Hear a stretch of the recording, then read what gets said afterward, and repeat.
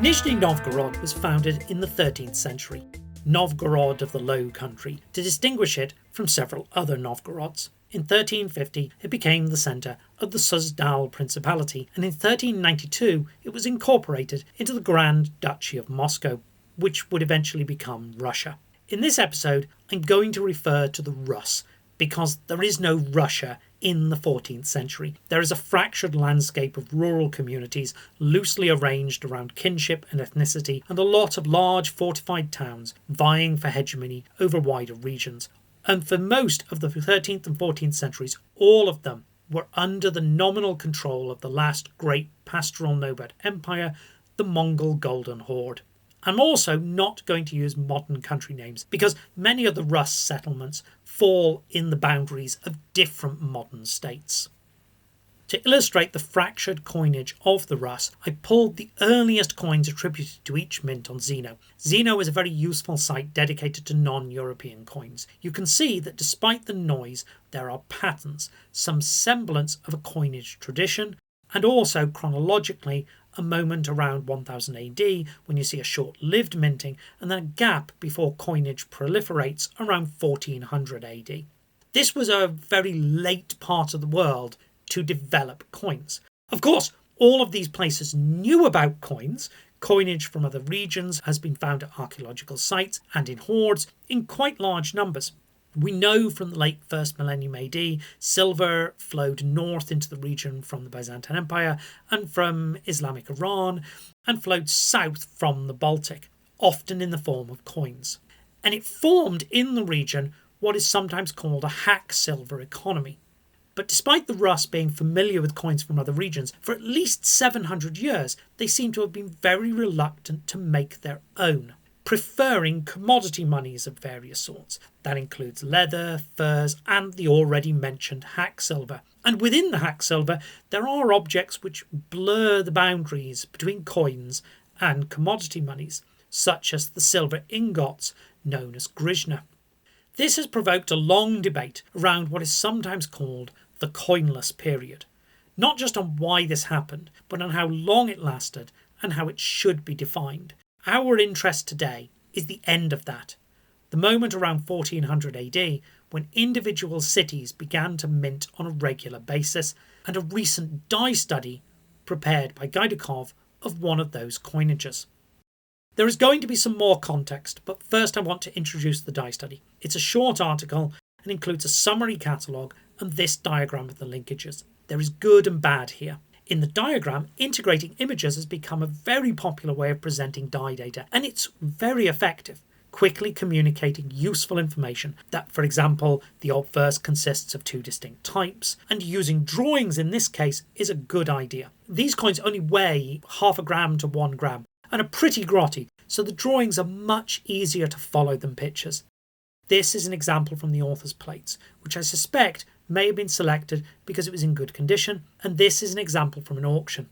Reassuringly, I was able to use this plate to match the dies of that auction piece. Note that the four-legged animal on the left is upside down and the centaur is rotated through 90 degrees in the auction catalogue. They should be like this. Unfortunately, I cannot tell you if this is an example the authors had seen because the catalogue simply says 5 examples. Doesn't list, as it should, where those examples are from. That is an example of the bad. One of the central principles in publishing a die study is extensibility. You should provide enough information that someone with more data can create a new study without having to redo all of your work. As we have seen in other episodes, this is not easy, and it's not always a principle that is adhered to. We are now a fair way into this episode, and I haven't actually told you what's interesting about this diagram. This is another example of a non-planar chart. That is, a chart you cannot draw on a piece of paper without the lines crossing.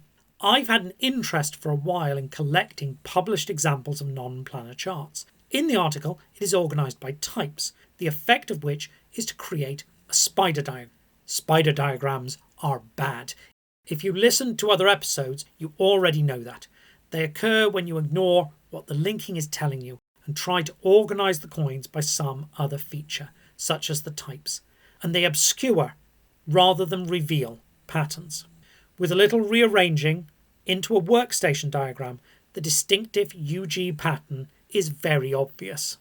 Even more interesting is the completeness of the sample. The author's number of coins and my count of the catalogue don't quite line up, but there are about 400, and they come from just 25 dies. If I understand the article correctly, and I might not, it's in Russian, the authors take the centaur as the obverse, but it's fairly clear that the centaur is actually the reverse. Distinguishing between the two of those is probably a topic for another episode. And it gives an index figure of over 30. To give you a sense of how dramatic an index figure that is, in a previous episode I supplemented an existing dataset by Crawford of the Roman Republican money of Fabius Pictor and was able to find 198 coins from 52 dies, which is an index number of a little over 7. And that is a pretty good sample as die studies go. Outside of studies of individual hoards, a number higher than 10 is quite rare. Even amongst similar non-planar charts, just looking specifically at the charts, not the whole study, they are often below 10. I do know of one study which has an even more complete sample than this Novgorod data, the Bar Kokhba coinage of the 2nd century AD, but that is definitely a subject for another video. And as this histogram of the Nizhny Novgorod material suggests, though we probably do not have every die combination, the number that is missing is not very large. Stick a pin in that, we'll come back to it. That makes this group inherently interesting. But surprisingly, and I will explain why in a moment, there is not actually a lot more to say about it. First, a little context. There seems to be some ambiguity around Nizhny Novgorod. I've come across different sources attributing the same types to different towns, and in some cases, disagreements on the dates. My attempts to understand this are not helped by the fact that the vast majority of the material is in Russian. Linguistic barriers are a genuine problem in research, and also that the library that I have access to doesn't have a particularly comprehensive holding of Russian numismatic material. So take everything I say with a pinch of salt. It seems likely that some of the types issued in Nizhny Novgorod and some in other towns politically affiliated with it at different points. So we may not be dealing with a single mint, even where the coins have a single attribution. A lot of the attributions seem to be typological. So on Zeno I can see people have attributed these countermarked coins, the countermark is the large head, which are made on golden hoard coins of the late 14th century, to the town. I am assuming that is because the head resembles that on an early 15th century coin whose inscription mentions Suzdal. And as you can see, like the coins in the die study, it features an axeman on the reverse. The Mongol yoke was thrown off in the late 14th century. The proliferation of coinage seems to have something to do with that. As the Grand Duchy of Moscow began to establish its hegemony over other towns, including Nizhny Novgorod, those towns began to issue coins of their own. Initially countermarked Mongol coins or imitations of Mongol coins, and then a wide variety of types under the authority of Moscow. The typological complexity of that system is apparent from the plate of types other than those under study, which the authors also attribute to Vasily I, who was the Grand Prince between 1389 and 1425. Many of these share elements of design with the types we are looking at today. Some of them are so close, it's possible that there are die links between their types and those in the study, and that is why I won't be offering any exciting insight into these early coinages here. Die studies depend on comparison and context, and I don't have enough of either. For example, the published non-planar die charts have all been associated with intensity of production. But in all of those cases, there were good reasons, independent of the die study, to think that was a logical explanation. In the case of Herod's Year 3 coinage, there is a narrow window between his seizure of Jerusalem and the end of Year 3. In other cases, it was the beginning of a coinage, or the coins resulted from the capture of a treasury. Or there is other die study data, like intra-die analysis, or there are typological elements that support the idea that the non-planar nature of the chart results from multiple workstations being used simultaneously. None of that applies here. We cannot tell if this group was exceptional or normal for Rus coinage of this period. even where it fits in the overall structure of the coinage in this region and into the rapidly changing historical circumstances, it seems, judging by the wide variety of attributions I am encountering, uncertain. That is not an insurmountable problem. A specialist in that area might be able to do more than I can, and of course some other die studies would likely help. They'd at least give us a much better sense of how typical or not this group is. And this would normally be the end of the episode, but I wanted to talk about one thing that is specific to this chart and kind of independent of its historical context.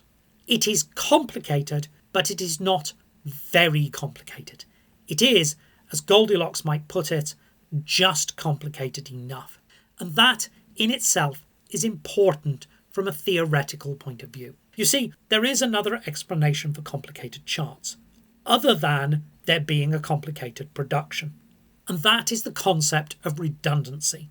Let us imagine that the dies were delivered to the workers as a set.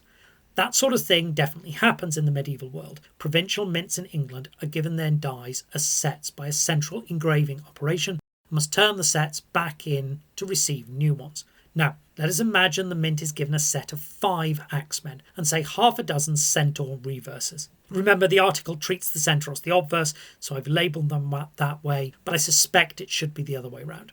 Let's isolate just that bit of the chart.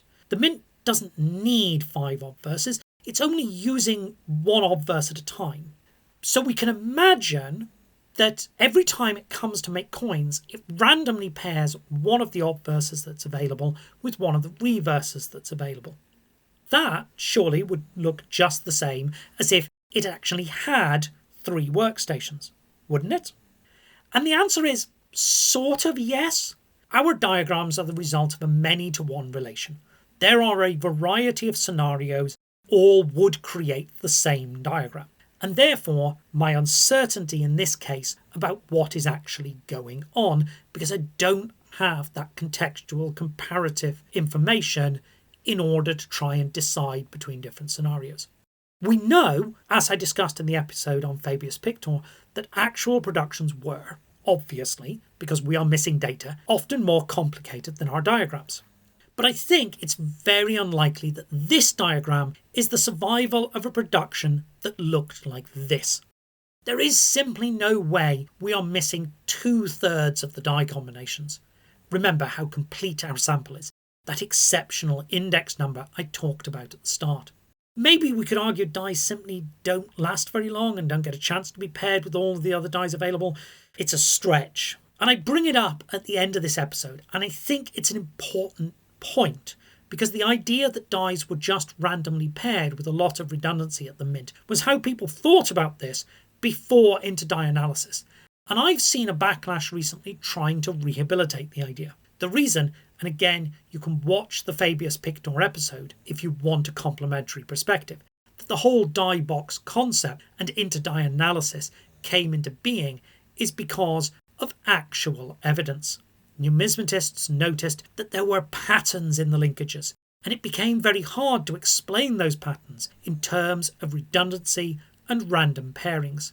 And since people kept finding independent evidence that complexity related to intensity, a point I raised as early as my first video on the workstation problem, they began to think that one was probably evidence of the other. Yes, there are exceptions. The Fabius Pictor data provides one. But they are at present precisely that, exceptions, and the very complete Novgorod study adds one more data point in our collective understanding of these techniques, which is why it matters. Thank you for listening.